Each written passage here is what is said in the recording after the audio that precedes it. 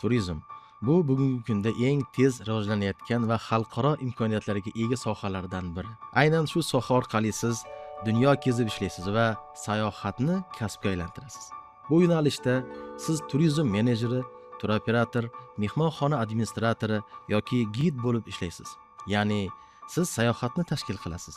Turistlar bilan ishlab, ularga doimiy xizmat ko'rsatasiz. Bu yo'nalishning ustasi bo'lsangiz, mehmonxonalar, turizm kompaniyalari, aeroportlar yoki xalqaro tashkilotlar ham sizni o'zlari ishga taklif qilishadi. Daromad o'rtacha 4 milliondan boshlanadi. Tajriba bilan 15-20 milliongacha chiqsangiz bo'ladi. Kuchli mutaxassislar esa bundan ham yuqori daromad qilishadi.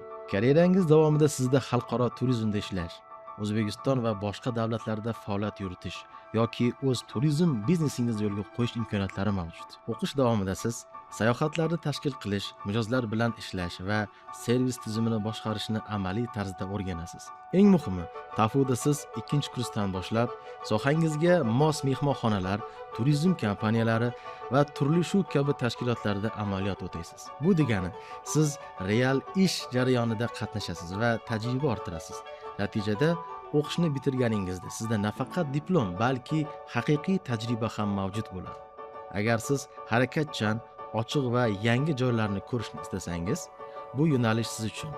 Turizmni Toshkent Amaliy fanlar universitetida o'rganing va kuchli mutaxassisga aylaning.